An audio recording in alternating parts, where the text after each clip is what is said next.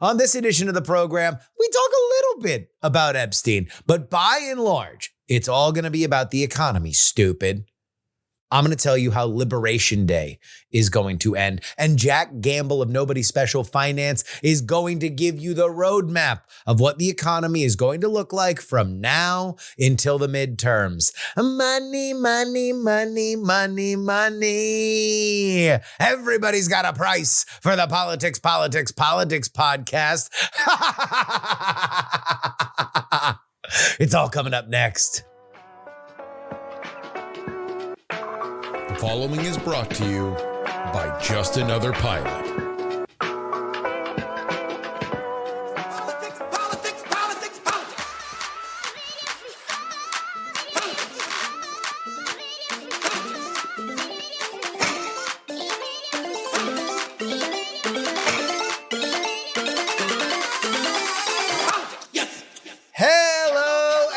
Welcome, everybody, to the Politics program for July 18th, 2025. Your old pal, Justin Robert Young, joining you here in Austin, Texas. Good to be with you. Good to be in your life. Good to be in your ears. Good to be in your car. Good to be around, because you want to know what? I walked out of my door today. It's getting to be late July.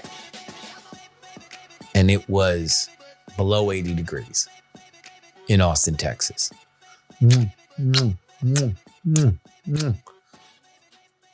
Ba-da-ba-ba-ba. I'm loving it. So I'm in a good mood. And I got a little every once in a while,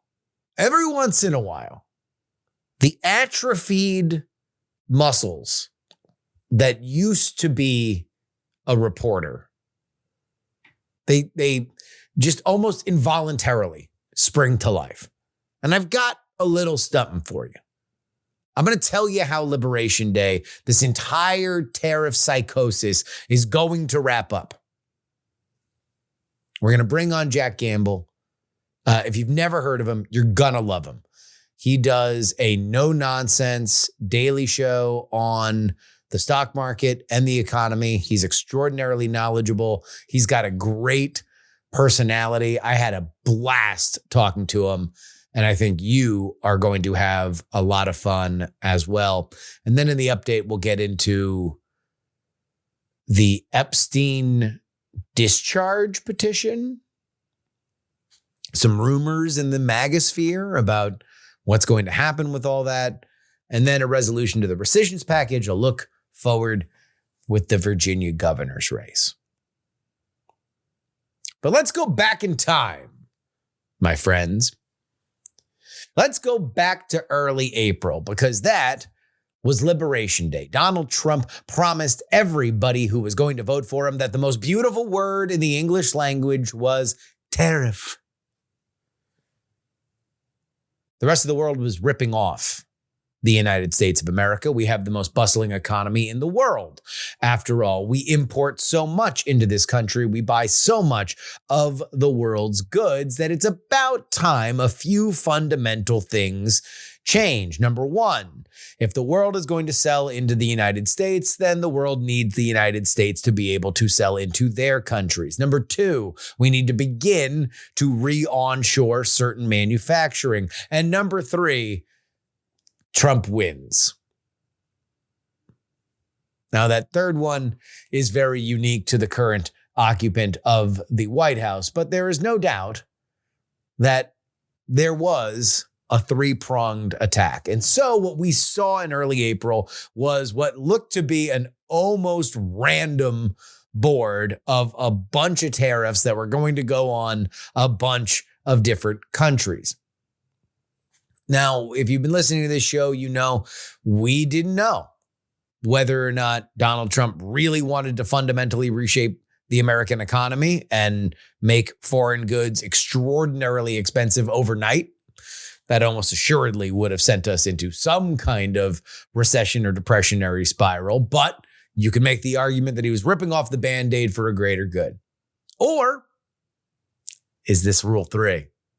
Trump wins. Which you can't win unless you set the stakes. And if the stakes are, you used to have a functioning trade relationship with the United States and then, now it's gone. What are you going to do about it? Make me a deal. Well, we saw what some have referred to as taco after that. It seemed like this was more of a ruse than it was a conscious effort to totally reshore all American manufacturing.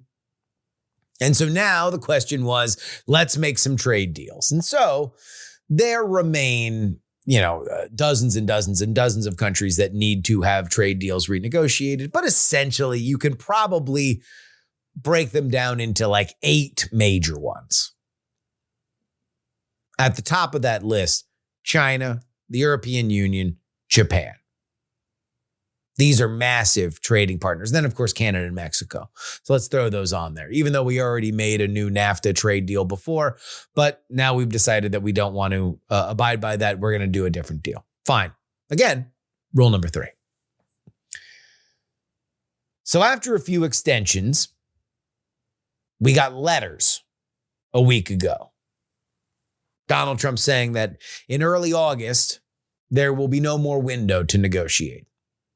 And the tariff rate that he sent out to all these different countries are going to be final.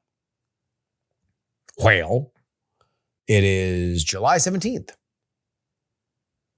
And we have 2 deals, Vietnam and the United Kingdom.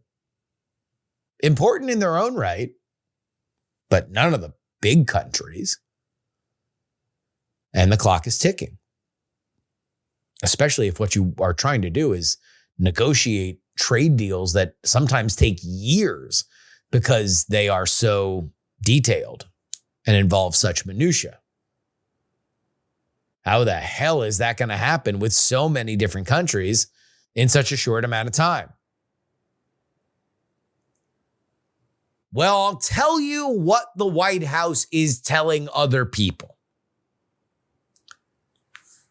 This is the plan.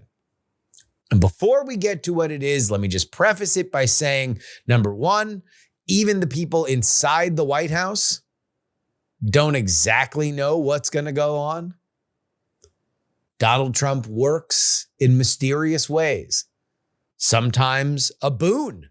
For example, trade negotiators for both the Biden White House and the Trump White House had tried to back Canada down from a tax for digital services for years.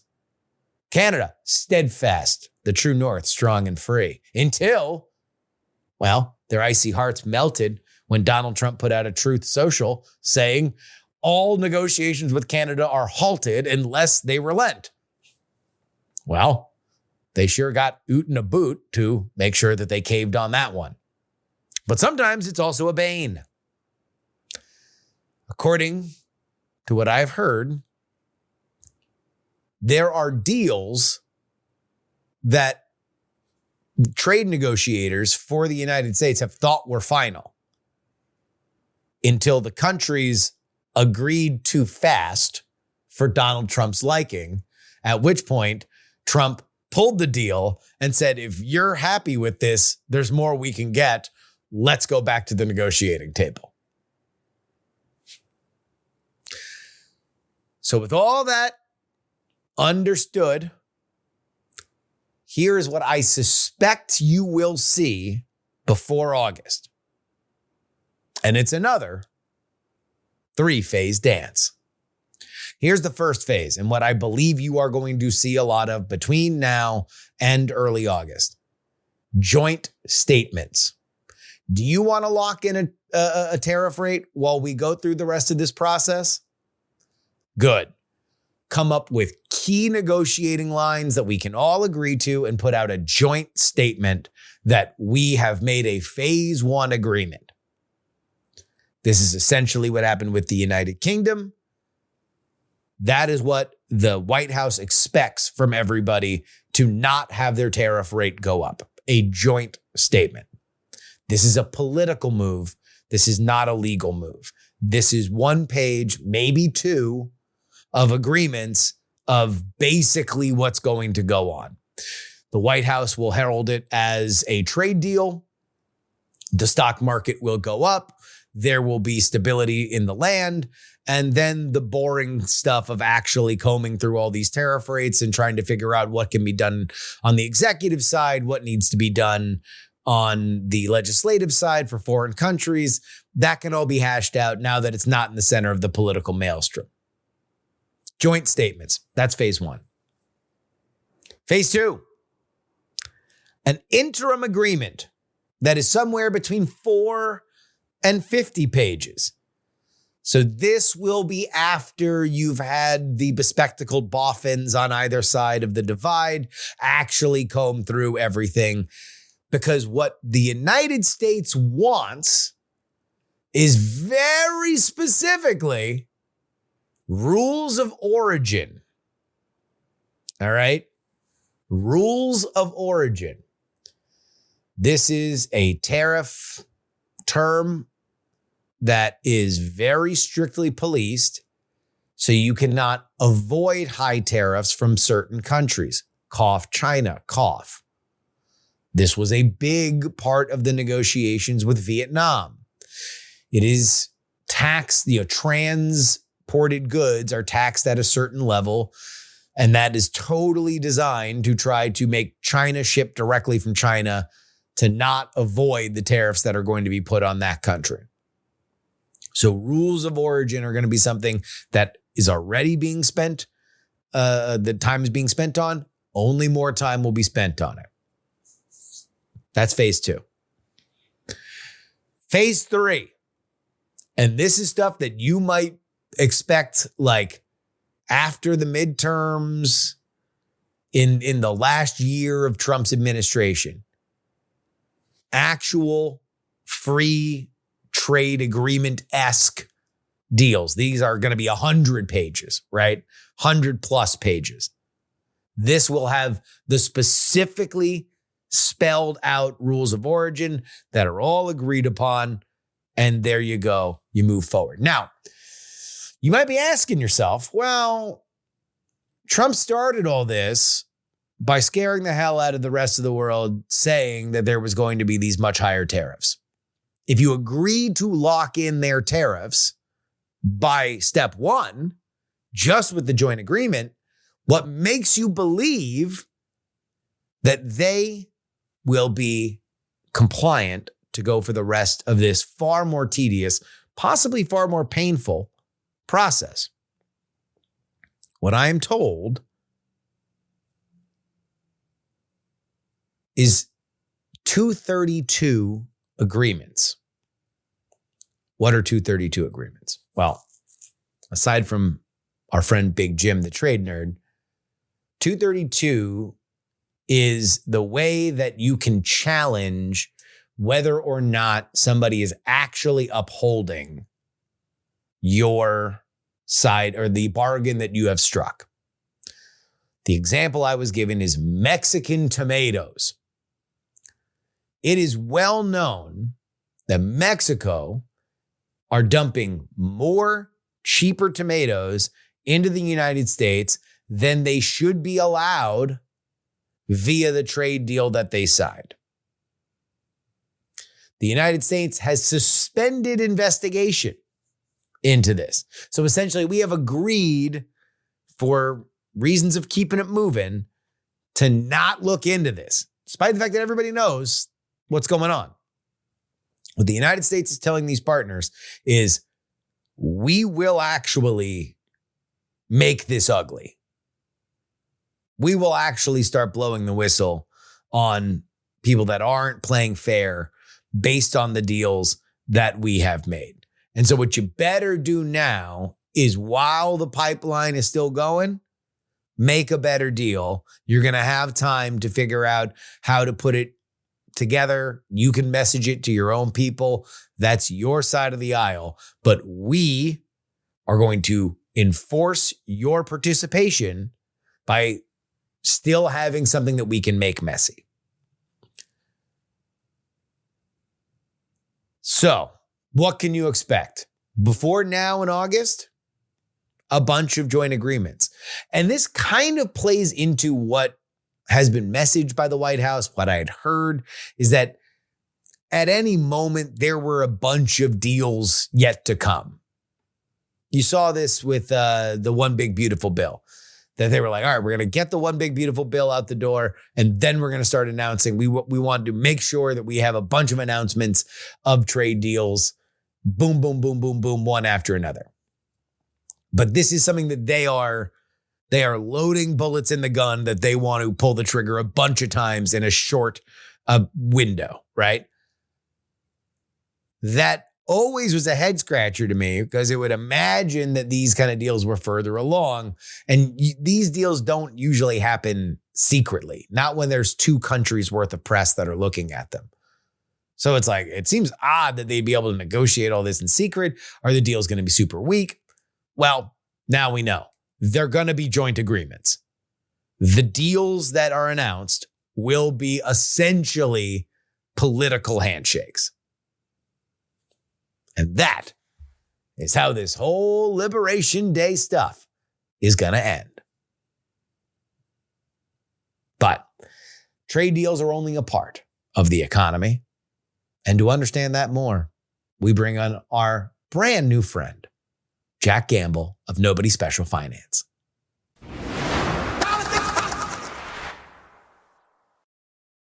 It is an honor and a pleasure to welcome Jack Gamble of Nobody Special Finance to the program. We're going to talk a little bit about the economy. Welcome to the show, man.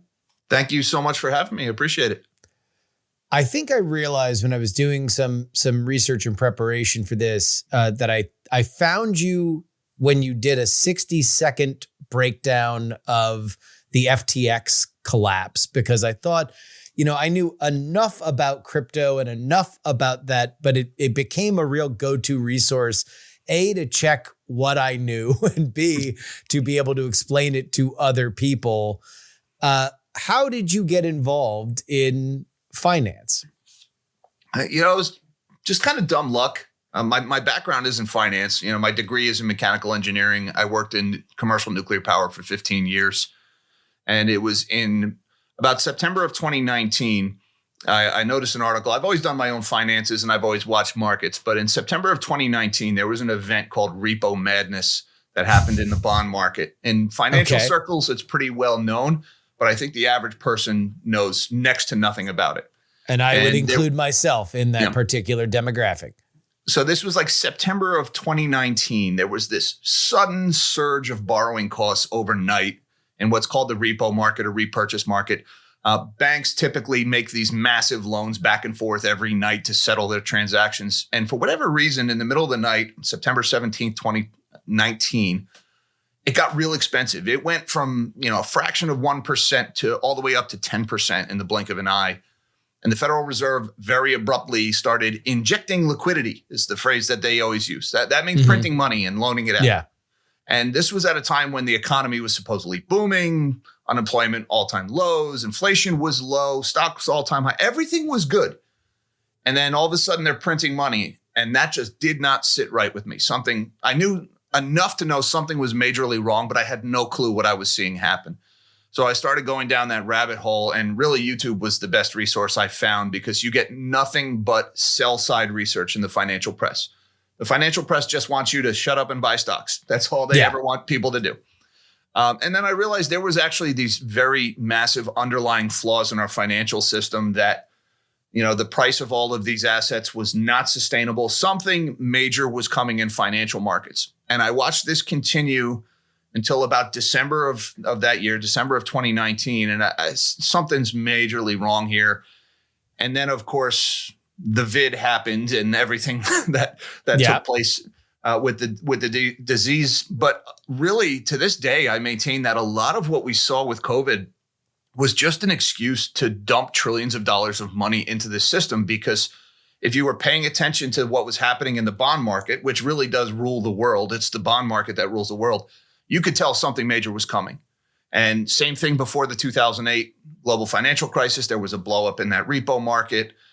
There was actually a very small little hiccup in that repo market just a few weeks ago at the end of June. Nothing on that scale.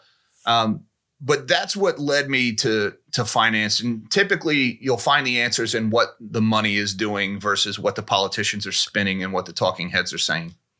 So just for folks, because we are talking to some of our audience, I'm sure is very economically literate, but we're going to try to keep it on my Florida public school educational level. The bond market is where governments sell their debt, right? The ability to have their debt out there. And so that was in the context of this show, there was the conversation around the bond market when the tariffs happened, because the question was whether or not this was a sign that the United States would not, finally the chickens were coming home to roost on its debt because people didn't want to pay for the ability to hold it, right? Absolutely. We're a debt-based system.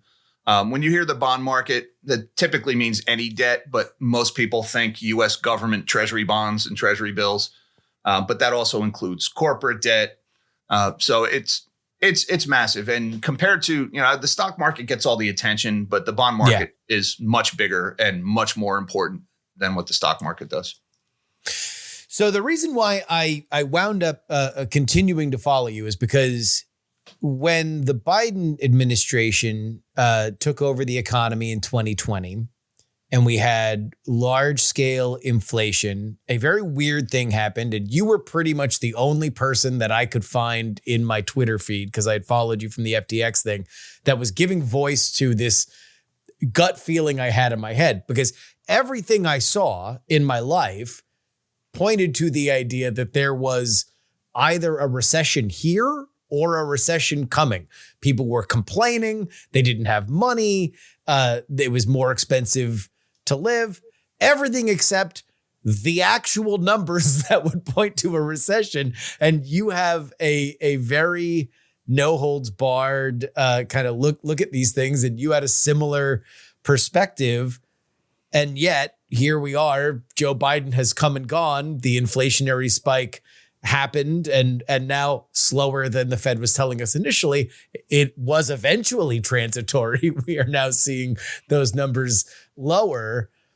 But I feel like I have no sense of what the economy is after that process, because it felt recessionary and yet it wasn't. So explain to me what the hell happened here, Jack. So I like to say that we have this big bifurcation in the economy. You've got a very small subset of the population, which is doing incredibly well. And then everybody else is not. And really, it's the inflation that it hit its stride under Biden, but it was set in motion under Trump, and then Biden made it worse. We printed $7 trillion after COVID. Yeah. When you print $7 trillion, amazingly, prices go up. That's how that works every single time it's ever been tried, and yet we always do it. And it was that inflation that caused the recession that, in my opinion, we're still in. Life got too expensive for everyone. The rent went up, the houses went up, gas went up, food went up, everything. And so people had to cut back on what they were spending on their wants in order to pay for their needs. And so you started to see certain discretionary items, travel, restaurants, hotels started to do very poorly. And we actually did meet the textbook definition of a recession in 2022. In the middle of 2022, we had 2 consecutive quarters of negative GDP. All right. And then, of course, the press rode to the rescue, as they often do when a certain demographic is in charge. And they said, oh, no, we're changing the definition of a recession because we have low unemployment. Therefore, it's not a recession. And shortly after that, we had a couple of we had the CHIPS Act was passed, and we had the Inflation Reduction Act was passed. More borrowing and more money printing. Now, that arrested the decline in GDP, gross domestic product, right? The sum of all goods and services produced in the economy. And so the textbook definition of a recession went away. We've had positive economic growth pretty much every quarter since, other than the first quarter of this year. But what really is behind that is government spending. Gross domestic product, the math for that, it's basically consumption plus investment, net imports or exports, and then government spending. And since 2020, or since 2021, I should say, we have been running a government deficit of between 6 and 7% of GDP. That's massive, all right? Because we've had 2 to 3% GDP growth, but 6 to 7% of that has been government debt spending. So if you take away the money we don't have that we're spending, we've actually been in a very deep recession ever since the start of this decade. The only reason we're not meeting that textbook definition is because the government is borrowing from the future to maintain this. And typically what happens when you actually do enter a textbook recession, the government would be running a 2 or a 3% of GDP deficit. That's what we've done for like the last 40 years.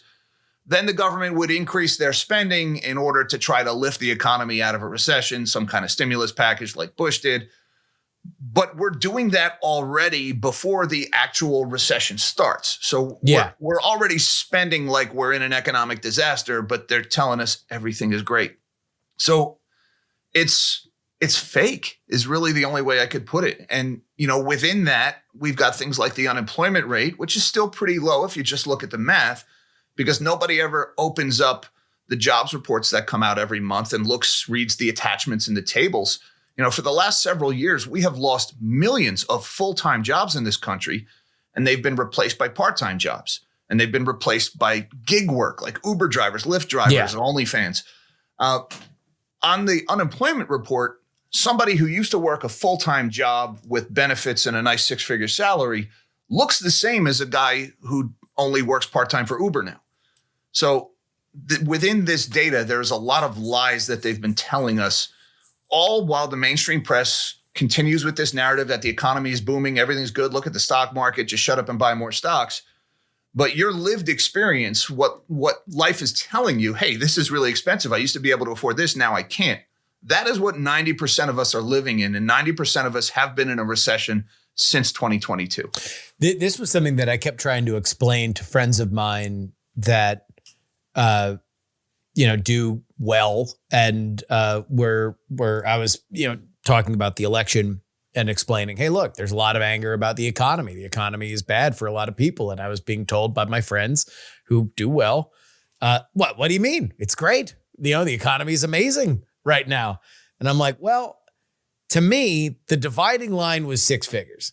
If you made over $100,000 a year, then inflation to you was when you left the grocery store, you went, Like if you were under $100,000 a year, that was something that, this is the difference between whether or not you have to do the most humiliating thing in an American consumer's lifestyle, take something out of your cart because you realize you don't have the money to buy it right then. That is deeply scarring and emotional. And I can understand why people had the sort of reaction that they had on it. Let me ask you something that I've mostly heard from right-wing sources, but I'm curious your perspective on it. When we talk about unemployment, that you mentioned that there's a lot of shedding of full-time work, that part of the buoying, specifically during the Biden administration, of the unemployment rate was based on government hiring when you dug into the tables. How real is that as a read on the previous 4 years? So there was a lot of government jobs were added over the last few years. Not as much as a lot of like the right-wing commentators would tell you. And by the way, I mean, I'm conservative. You can probably tell where my political leanings are, but I am not by any measure a party line towing sycophant. I'll say, look, I like Jack's content because the only thing I know for sure about you is that you would rather be wrong underestimating things than wrong overestimating things. That from a consumer perspective of your content, that is your perspective. That you are. When I see you smile, when you're like, you were reading the last jobs report I saw, and you were like, pretty good. Then I'm like, that's a good jobs report. If Jack is saying it is a good report, then I treat it differently. Yeah. And the last jobs report it was surprisingly good because I was expecting a lot of government jobs to be going away because we had a lot of the Doge announcements recently. Mm-hmm. But also keep in mind, most government jobs are not at the federal level. And also the government jobs that they report are non-military. So when we saw a lot of growth in government jobs, most of that was at the state and local level. So there was some truth to it. There was obviously a lot of government expansion under Biden. And now we are seeing cuts at the federal level in the last jobs report. We saw, I think it was like 7,000 federal jobs went away. We'll probably see that number tick up in the next few months. But we actually had net government jobs addition in even this last jobs report. But most of those, almost all of them, were at the state and local level. That doesn't necessarily mean that the government wasn't responsible for the jobs. For example, the Inflation Reduction Act just shelled out hundreds of billions of dollars for electric vehicle battery plants and charging stations and all these things, which it's kind of funny because a few months later we didn't like the way the election went. So we started throwing Molotov cocktails at these things that we just subsidized the bill. But it was the government providing the funding that created those jobs. So maybe they showed up as private sector employment, but it was the ultimate source of the money was those massive deficits that the government was running. So even when you look at the nitpicking of government job versus private sector jobs, you have to even peel a little bit lower. If the government is running huge deficits, then a lot of these jobs in the economy are being propped up by that debt spending. In other words, it's not real. All right. So we talked a little bit about the past. Let's go ahead and look to the future. Where is the economy right now? And based on the trajectory that it is on currently and the leadership that we have seen of the current administration, where do we project it to be a year from now as we would get into the midterms? So right now, the economy is essentially unchanged from where we were a year ago, 2 years ago. I mean, I consider this economy to be virtually identical to the Biden economy, if you will. Mm-hmm. The more things change, the more they stay the same.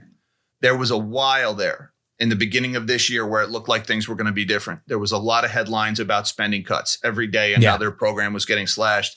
And it really looked like that big 6 to 7% of GDP deficit was going to start coming down, which would have sent us into a deep, severe recession. But really, it would have been we would have realized where we've been all along, because we've been in this recession all along. Just no more government supporting jobs that don't really add any value to the economy. It looked like we were going that way. And then the tariff thing that came out in April, that was potentially earth-shattering. What happened with that tit for tat back and forth, and ultimately we went to like 145% on tariffs with the Chinese. I mean, that could have been the biggest financial event in decades. Now, then along comes the taco trade, right? That's the acronym Trump always chickens out. Trump proved James Carville right, the old CNN liberal commentator who said if he ever dies, he wants to come back as the bond market because the bond market intimidates everybody. Yeah. I mean, ultimately, the bond market was in disaster mode. And I think it was probably Treasury Secretary Bessent who convinced President Trump to blink. Let's be honest, he blinked on tariffs. Now, a few months have gone by and we are heading right back there. We've had a lot of tariff headlines in the last few weeks. Just Saturday, 30% tariffs on Mexico and the European Union. And those two combined is a third of our imports, over $1 trillion a year. So if we are going back to the tariff trade, that will be incredibly painful in the short term. And I think most people really don't understand just how painful in the short term that would be. We import almost everything. We make almost nothing here. We produce energy, we grow food, and we make a lot of chemicals. But consumer products like the everyday stuff on Walmart, none of that is made here. Yeah. So, life would have gotten very expensive or could get very expensive if we go through with this. And, the sad reality is I catch a lot of heat from this. I think we should go through with this because right now we're on a collision course with that happening anyway if China ever invades Taiwan. Yeah. Because they're definitely not going to sell us the medicine we desperately need if we're at war with them. And so, I mean, it's fundamentally insane that we're dependent on our biggest geopolitical adversary for medicine, for consumer products, for all these things that make our economy go. And if we don't change that, we are absolutely hosed if things kick off in the South China Sea. So I do think that transition, the reshoring of manufacturing, even if it means things getting more expensive, needs to happen for our own good. And we were sold this bill of goods in the 1970s when they started really debasing the heck out of our currency, that we are going to replace the factory, the production line, the blue collar jobs with low skill service jobs, and it's okay. You'll get cheap consumer products from Asia in exchange for that. And that was what we were sold. And that's how we've lived for the last 50 years. And I think at this point, we can all agree that that was a lie. Some of us, mostly the people who own assets, did very, very well. But the family where one parent works and you can still afford a modest home and maybe 1 or 2 vacations a year, that's gone. If both parents aren't working full-time jobs and skipping vacations, you cannot afford a middle-class lifestyle anymore. So I do think that reshoring of manufacturing needs to happen, but I think people don't fully appreciate just how painful that transition is going to be. This has been one of the things that I've had a really, really, really hard time talking, or even just finding people to talk about. And that is a conversation about tariffs that aren't either in, one side of the political ledger, which is tariffs are now bad on the Democratic side, which it hasn't always been, but now very much in a Trump oppositional directed party, they are.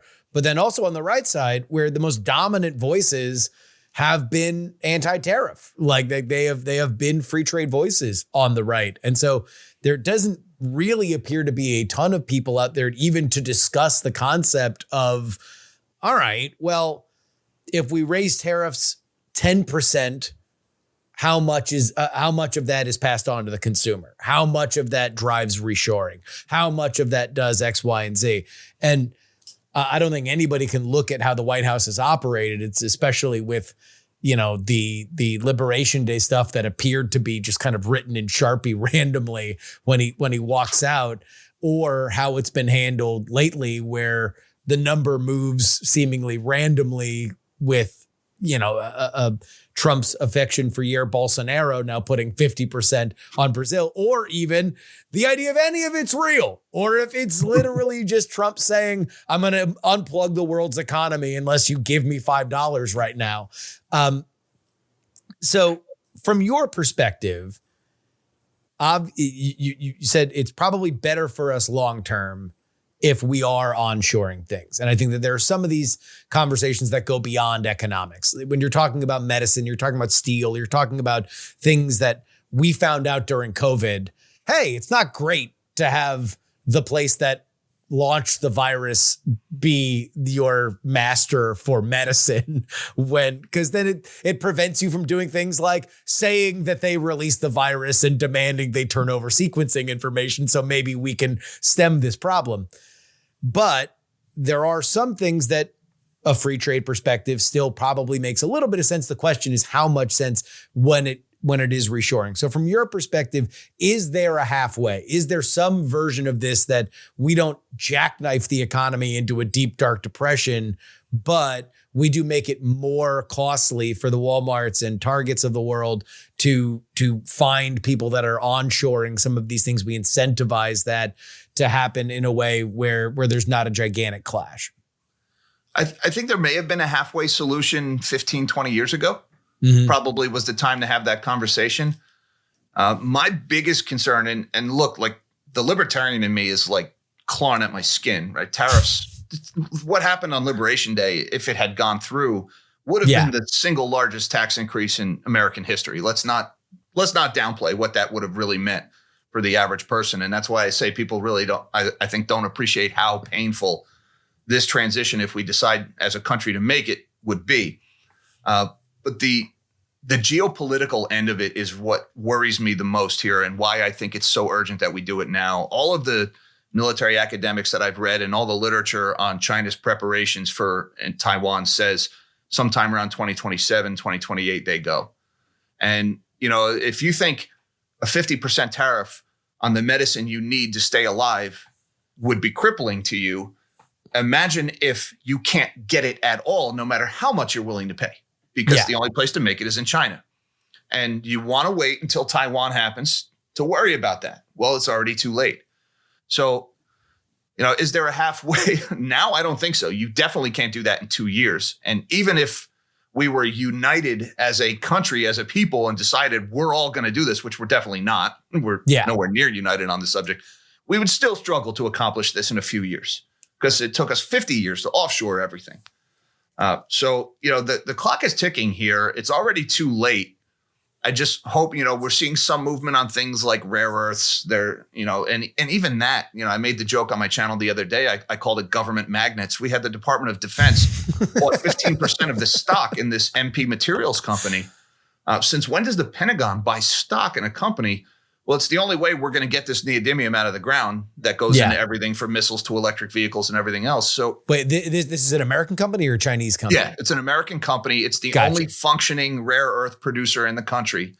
And we're trying to expand it. We all know we need the stuff. The Chinese control the supply of it. I mean, Ford is moving things around from plant to plant to keep their production lines running because the Chinese still aren't sending us enough of the stuff. They say they will, but when it shows up, we'll see. So even then, even with the market screaming for this stuff, we still can't get it done in the United States because environmental regulations, labor costs, all these prohibitive things, to the point where the Department of Defense had to sign a contract to buy everything that comes out of this plant and buy 15% of the stock in the company to give them enough money to build the plant. Yeah. That's borderline nationalization. So, the small government free trader in me says, this is stupid, don't do that.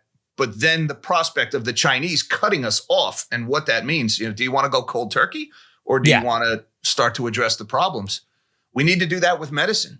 All of our meds are made overseas. And, I don't want to live in a world where we got to make a decision between paying the rent and grandma's medicine. And as expensive as healthcare is right now, if the Chinese cut us off from medicine, forget it. It's over. It's going to be a whole different scenario.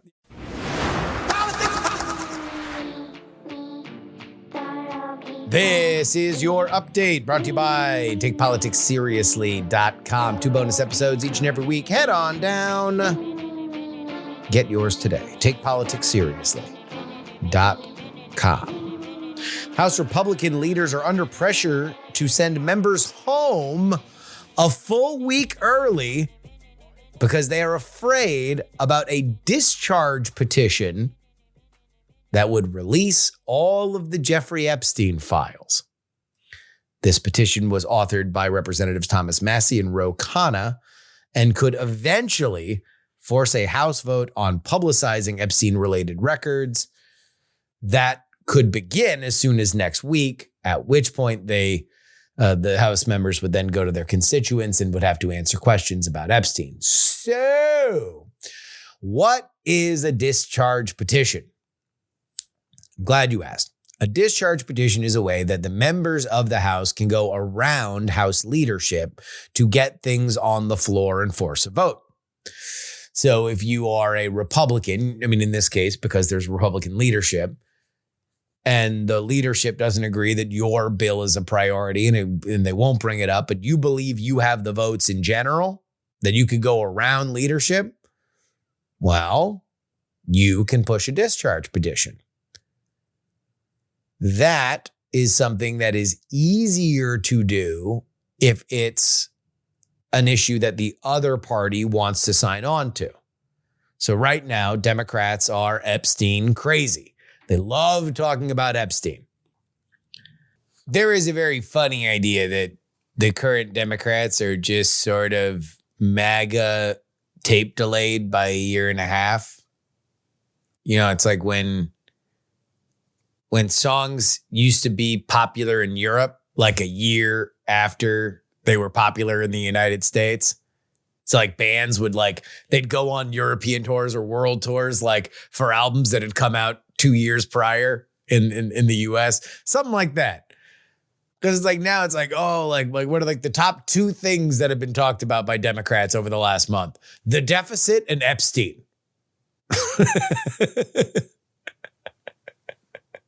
They're going to be buying my pillows by the end of the year.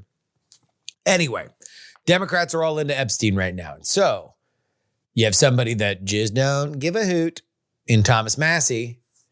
And you have some Republicans that are like, look, the Epstein thing matters. It matters for public trust. Otherwise, we are just rank and file Republicans if we don't care about the secrets that our government keeps from us. And so you have had enough Republicans sign this discharge already that it is going to get over the line. Because if all the Democrats vote for it, you only need 8 Republicans. And I'm hearing Tim Burchett, Marjorie Taylor Greene, Lauren Boebert, they've all signed it. Now, this isn't going to be a thing until September. Who knows in September, whether or not this will still be an issue. But this discharge petition is going to happen. And the leadership of Mike Johnson, who I believe has worked well as a hand in glove tag team partner for the White House. Can't argue with results. Things have gotten jammed through. But look, that one big beautiful bill process was not harmonious on the Republican side. There were a lot of people that had to subjugate their egos. There were a lot of people that had to do things that they weren't particularly happy about. And when that happens, you blame the guy in charge. Mike Johnson is not a strong leader. He is somebody that lets things play out. Now, when you do have somebody that tells everybody everything that they want, like Kevin McCarthy, people get mad at him for different reasons. But I have not heard that Mike Johnson is the kind of leader that's going to kill something like this. And I don't mean that he didn't want to. I mean that he doesn't have the competency to do it. They don't have that kind of team to kill something like this. But we'll see. This Epstein thing. All right. So you've heard some whispers as this has not gone away with the MAGA folks. Now, I don't think it's the number one issue, but certainly if you're talking about rank and file true believers, real hardcore, dyed in the wool, Trump train folks, they do care about it. They've talked about it for a very, very long time. So what do you do if you're Trump? I said before on our extra episode, I don't know if there's anything that would make the MAGA faithful happy. Because also, I don't know what there is to release. The evidence in your mind is always going to be more exciting than the evidence that exists. And the evidence that exists has to deal with certain rules like court suppression and guidelines on what you can and cannot release just in general. Like, it's never going to be what people imagine in their head, which is Bill Clinton raw dogging a 13-year-old, right? Like, that's what people think. And it's Bill Clinton, sweaty-faced, and he's saying, I'm definitely Bill Clinton. And he's holding up 2 forms of identification. Like, that's what people have in their head. Or,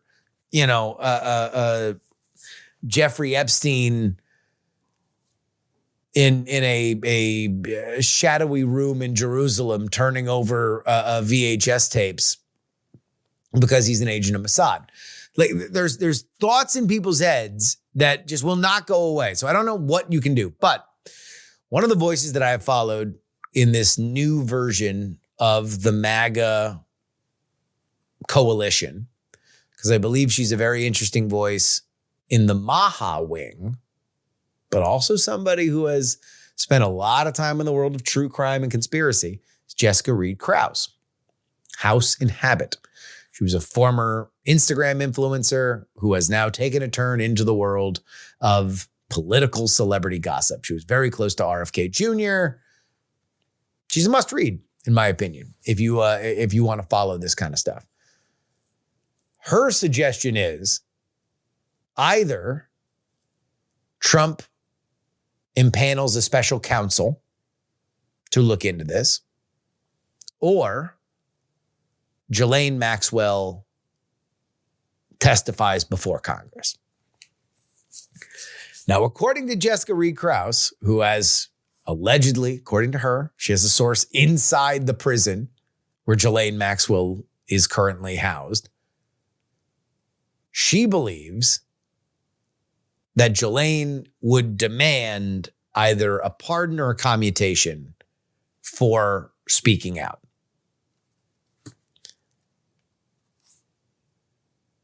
What will Trump do? Here's what I know. The things that they have tried so far have not worked.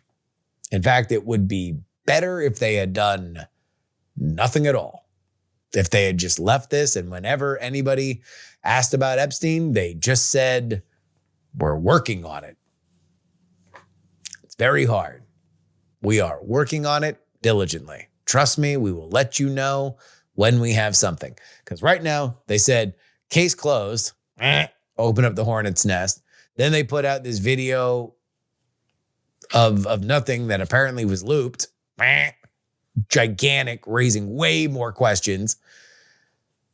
And then Trump said, hey, MAGA influencer, stop talking about it. Guess what? Rule of threes. We have a lot of rules of three in this episode. 3 strikes, you're out. Let's take a look at some electioneering, huh? A recent poll shows Abigail Spanberger leading Winsome Earl Sears by 12 points in the Virginia gubernatorial race. Poll also indicates that the Democrat leads in the lieutenant governor and attorney general races, although independents do remain undecided. A reminder that one of the most fun streaks in political American life is that the Virginia governor has been the opposite party of the sitting president for years.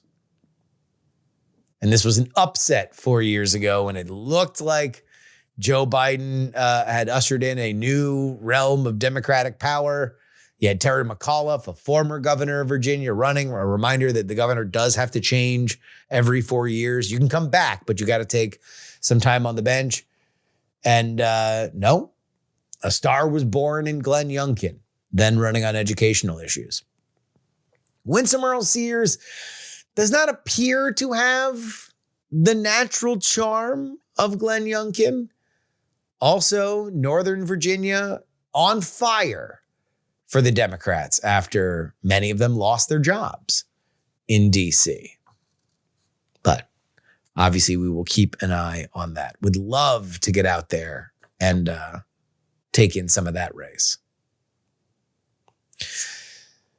Finally, the Senate passed the $9 billion rescissions package early Thursday, targeting previously approved funding for PBS, NPR, and the lion's share of it, foreign aid. It passed 51-48 with only GOP support, although with Senator Collins and Murkowski joining the Democrats in opposition. The bill now moves to the House. The only thing that really changed in the version that they sent to the Senate was that PEPFAR, a George W. Bush program to stem AIDS in Africa, that was spared.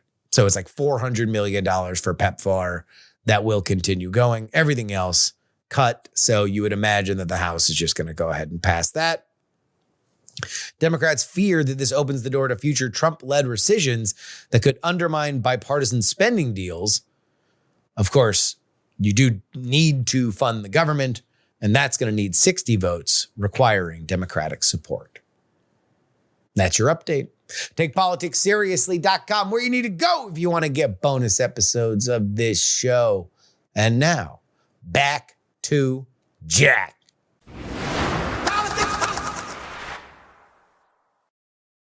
There was a Palmer Luckey. I forget where Palmer Luckey did it, but the founder of Oculus, and now he is a weapons manufacturer with his new company. He made the argument as a libertarian where he's like, look, steel needs to be produced in the United States. There has to be a robust steel industry because otherwise, if we are in a war footing with China, we're reliant on them to build our war machine. Like we need, there has to be some version of that is domestically made, no matter what your point of view is on how things happen cheapest. And that's what's, if there's one thing economically that I do think is out of the barn now, is that my entire political life, there really did only seem to be a tax and spend perspective that was more on the liberal side, that believed that robust government programs were a necessary force to keep the free market in line.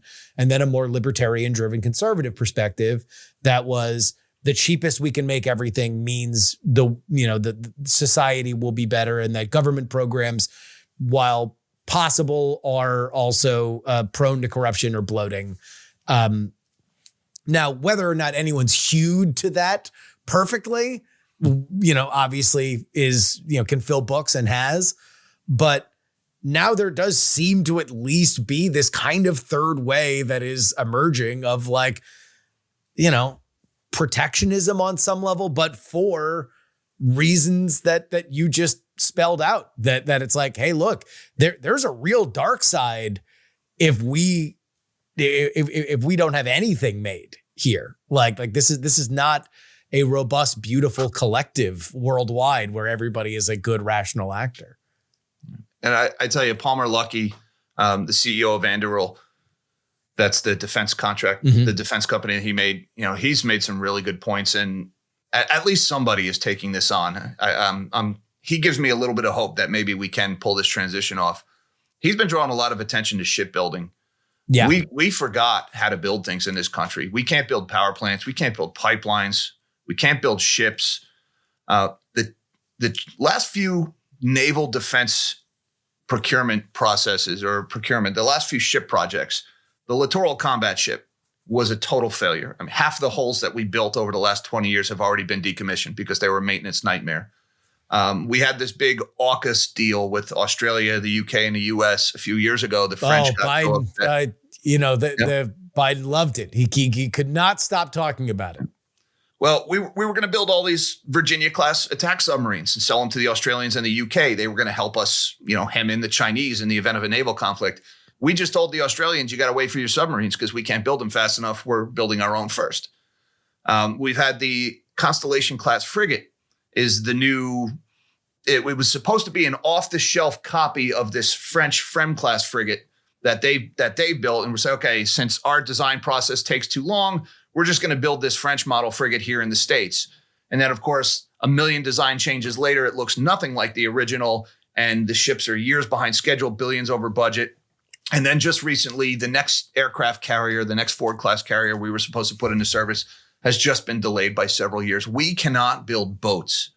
And the Chinese, Palmer Luckey drives this point home. I can't believe it. They don't double our shipbuilding capacity. They don't triple it. They have 350 times the shipbuilding capacity the United States has. Do you really want to go to war on the water with a country that can build 350 boats for every one you can build?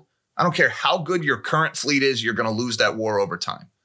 So we better figure out how to build Palmer's point things. there is that he counts civilian ships because all civilian ships need to be built with specs in mind that they can be retrofitted for war, basically. Well, Henry Ford built bombers during World War II. You'd be amazed how quick you can transition to military production. And all the advantages we had in World War II, the Chinese have this time around. The quote of that from Yamamoto, whether he actually made the quote or not, about awakening a sleeping giant after Pearl Harbor, it wasn't the American military in its current state he was worried about. It was the industrial might of the United States being unleashed against him. And we don't have that advantage this time. Let's stay on China. Was there anything about what has happened since Liberation Day that has surprised you? And I asked you because there was one thing from my totally cheap seats ding-dong perspective that did, and that was when essentially, as Scott Besson said, an embargo was placed between the two countries because they had raised their tariff rates so high, and you have all these ships that are just sitting in China that are not going to leave because once they leave, then the crazy tariff rate is what they're going to have to pay. You do see the Chinese, at least according to reports, the Chinese are the ones that initiate the idea that, hey, let's come up with some kind of phase one, at least just to knock this off. And one of the things that I had read, and I don't know how true this is that the one thing that is mutually assured destruction between the United States and the Chinese, as we has enumerated all of the liabilities that America has, is that Chinese manufacturing does play a huge role as a jobs program for the vast majority of the population of China, that in their history, when they get mad, governments get overturned. The rebellions don't come from the cities in China. They come from the fields, and the fields are where these people are being employed largely to make things cheap for the Western world. Was any of that surprising to you, that either A, it came down, or B, that China seemed willing to make a deal? I was a little surprised how quickly it happened. I've always maintained that the Chinese need our shelves more than we need their crap, if you will, the cheap consumer products, not necessarily when it comes to pharmaceuticals, but for most consumer products, we'll be just fine without that dollar store crap. Inconvenienced, sure. Maybe, we'll have to make cutbacks elsewhere, which we've all gotten used to doing over the last few years. But you saw unemployment starting to spike in China rapidly. We saw orders drop off a cliff. You could see the boats on marine traffic were starting to pile up at the Chinese ports. The cost to send a can across the pond, the 40-foot cargo containers, was dropping dramatically. You could see China's economy collapsing in real time. You could also see our bond market collapsing in real time. So, this was a war of attrition, a war of economic attrition, absolutely. Factories shuttering, real unemployment problems. And the Chinese cannot have that. When you're a totalitarian government, you have no relief valve every 2 to 4 years of vote the bums out, even if the new bum is the same as the last bum, just with a different letter next to his name. You don't have that relief valve. The public has no recourse. And so the Chinese are not afraid of us. They're not afraid of our military. The only thing the Chinese government or the Chinese Communist Party fears is the Chinese people. They need to keep them placated. And China already has a real estate collapse that's been ongoing for several years. And the average Chinese person is so exposed. Here in the States, the average middle-class family, what's left of the middle class, you tend to have about a third of your net worth in stocks, bonds, and your house, right? You've got your home, you've got some equity, it's a good real estate market. And then you've probably got like a 60-40 stock bond portfolio with your financial advisor. So you're pretty evenly split between the three. In China, the average Chinese family has 90% of their net worth in real estate. And the real estate market is collapsing in China, or has already collapsed, you should say. So the average Chinese citizen has watched his net worth go up in smoke over the last few years. And the Chinese don't really trust the stock market. So you're starting to see gold's price has just ripped higher over these last few months. I think a lot of that demand is coming from China, because now the Chinese are no longer investing their wealth in real estate. They don't trust stocks. They don't have a big bond market like we have.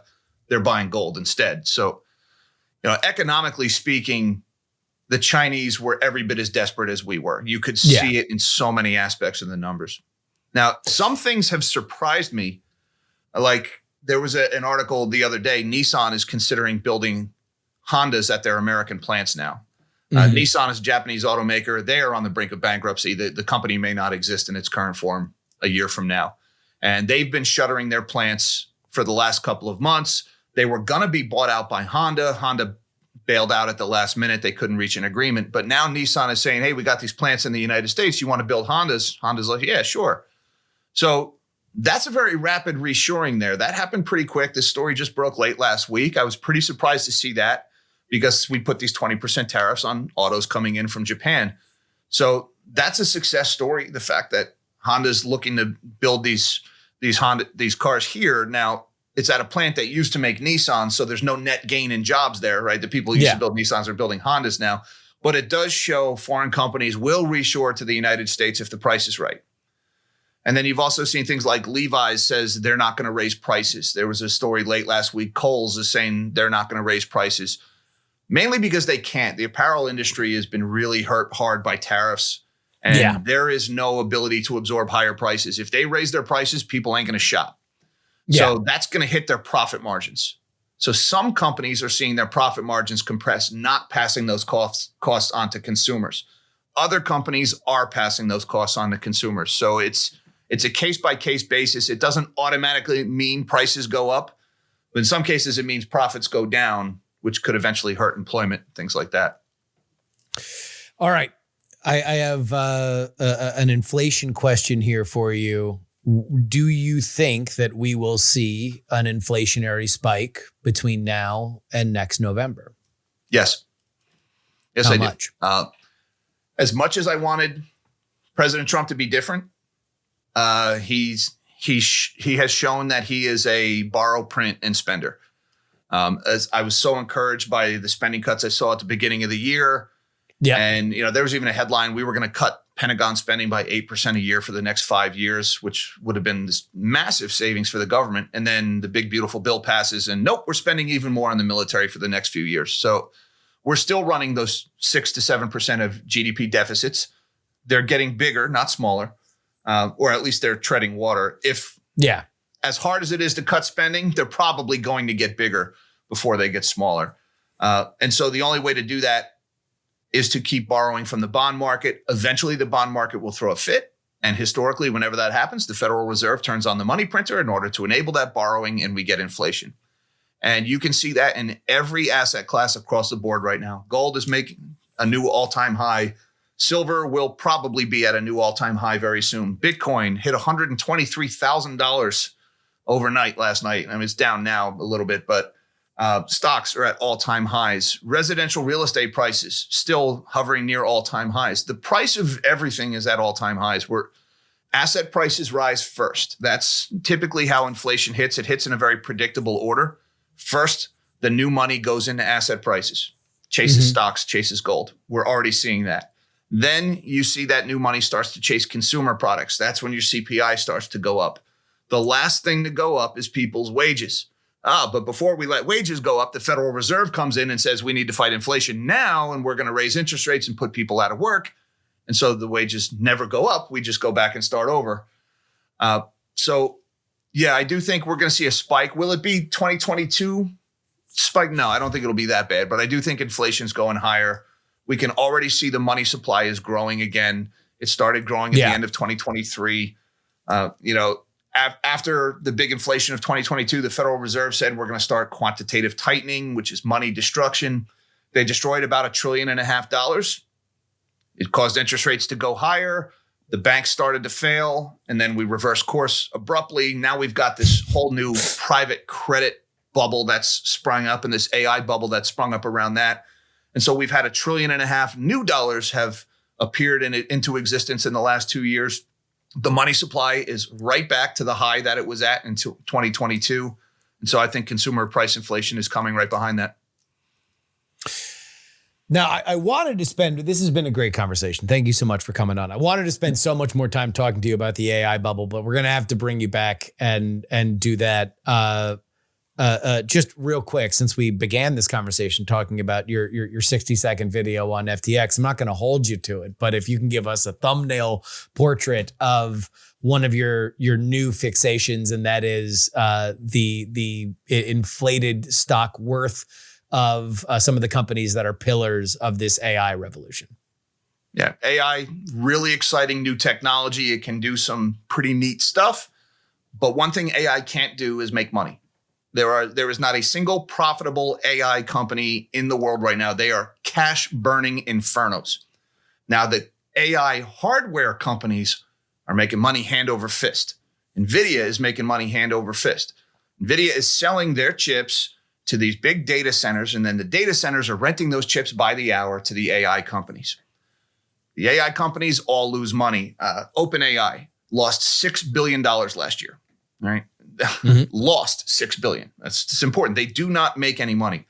The data centers, the hyperscalers, the big tech, they are burning tens or hundreds of billions of dollars a year to build out these data centers. Those data centers lose money. They don't turn a profit. The only people making profits are the people selling the hardware, NVIDIA. They're the ones selling the hardware. Now, the reason why this continues is because of something that's called round tripping. Basically, these companies are giving money to their customers so their customers can give it right back to them.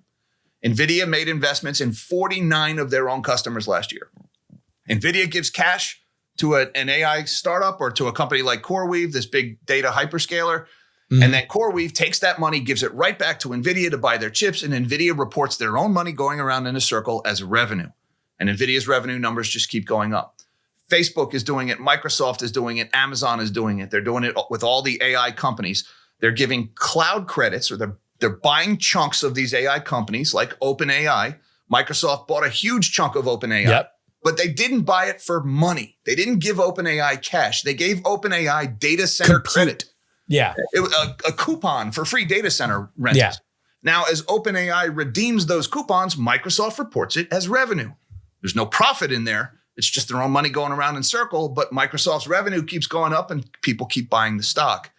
So at the end of the day, you've got money going around in circles, convincing people to pile into stocks. If those AI companies don't figure out a way to make money off of their products, this whole bubble will eventually burst. Now, this bubble I first started pointing this out in August of 2023, September of 2023, and the bubble has gotten a hell of a lot bigger since then. So I'm catching a lot of flack as this bubble continues to inflate and stocks just keep going up. But nobody has made any profit yet. And if there's no profit, there's no business by the time that euphoria wears off. My only thought, and I think that you have spelled this out in a very, very articulate way. And again, please, this will be the plug. Go ahead and follow Nobody Special Finance, because I think that you have a very even-tempered way of looking at this, and you have always spelled out your work, which I appreciate. The only thing I would say is that this was the exact same argument that was made about Google, that was made about Facebook, that they were cash incinerators that didn't turn a profit. And then they wound up eating the entire ad market. And they are, the Google ad word is probably the greatest product in the history of American capitalism, considering how little they have to spend to turn it around. They did eventually start making a profit. They did eventually. Yes. So that was the turnaround. Now, also, those names that you just mentioned, they were the only survivors of the dot-com bubble, which mirrors this situation almost exactly. In the dot-com bubble, they called it vendor financing. It was basically, we'll make loans, Sun Microsystems, Cisco, they made loans to the internet startups so that they could buy their servers. And then when that money came back, they reported it as revenue. Those companies crashed when the dot-com bubble burst. So the few names that did survive the dot-com bubble became the mega giants of today. Will probably get something similar, but most of the names faded into obscurity. The Pets.coms, they're the Ask Jeeves, they're all gone now. And I think most of these AI companies will go that route eventually. So it's not to say that the entire class is doomed for failure. It is that Correct. If, there's going to be blood and we will see what the survivors are, but that something's got to give considering where these stock valuations are. Yeah. And again, it's not a criticism of the technology. I use the technology all the time. It is a productivity enhancing tool. It will probably displace a lot of white collar work, but the stock valuations are just drunk. They're just delusional. We haven't even seen, obviously there are regulatory hurdles and people are trying to move mountains, but we haven't even seen an OpenAI, initial public offering yet, which I could only imagine what that would immediately start trading for. And the other thing that doesn't get mentioned a lot is there is ample proof that NVIDIA is wholesale selling these chips illegally to the Chinese. They're using subsidiaries, intermediaries. And, Jensen Huang is a Taiwanese American running an American company selling technology that's going to be used by the Chinese military. And he's heading to China right now. He's got a trip to China this week where he's going to talk about his new made for China trip. So sooner or later, somebody's going to do something about that. Yeah. It's going to be very interesting to see what happens with that. I bought NVIDIA. I went heavy into NVIDIA when the DeepSeek thing happened because it was the first time that I saw the market.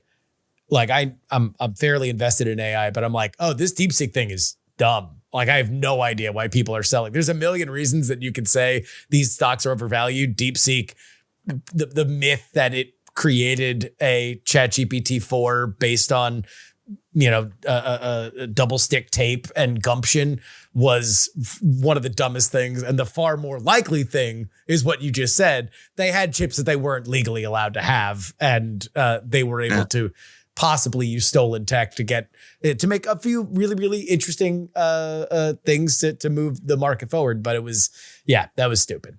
That happened like overnight. Silicon Valley and Wall Street went from, NVIDIA GPUs in China is this tinfoil hat conspiracy theory among these randos on Twitter.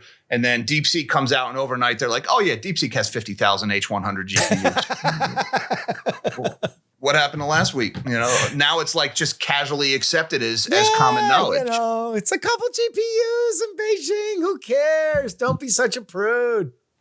Yeah. So, it's amazing if there's money on the line, they'll say anything. And that's the financial press for you.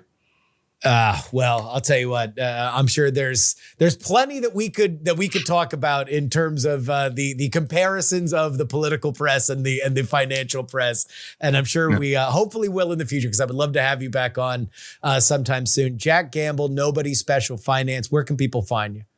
I'm Nobody Special Finance on YouTube, also Nobody Special Finance on Spotify, and I'm on X, Twitter at JG_Nuke. Thank you so much, man. Thank you.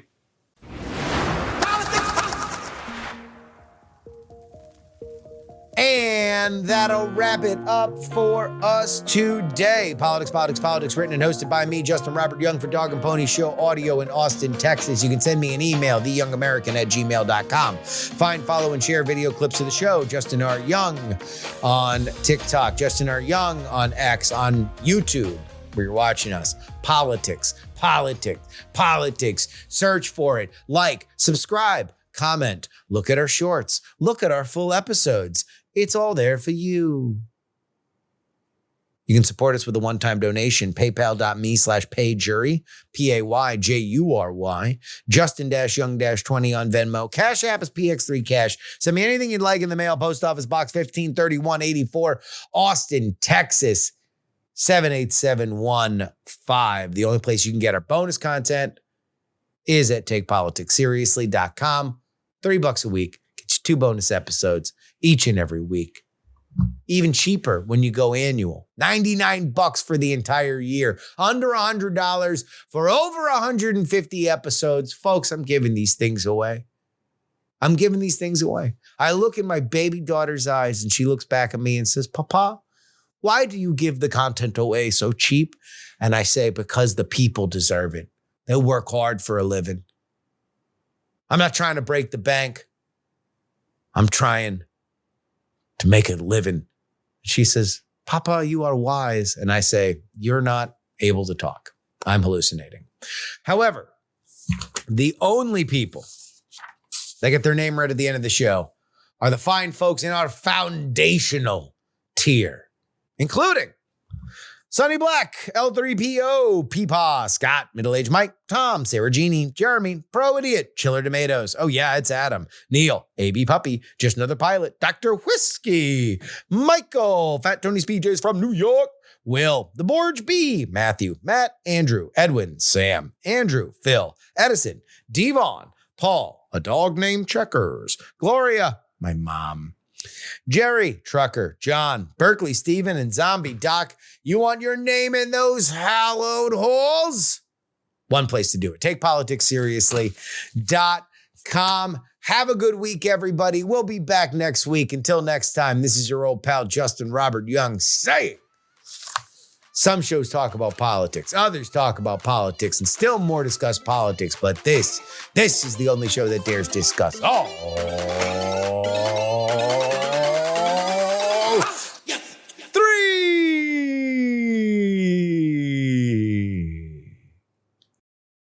Diamond Club hopes you have enjoyed this program. Dog and Pony Show Audio.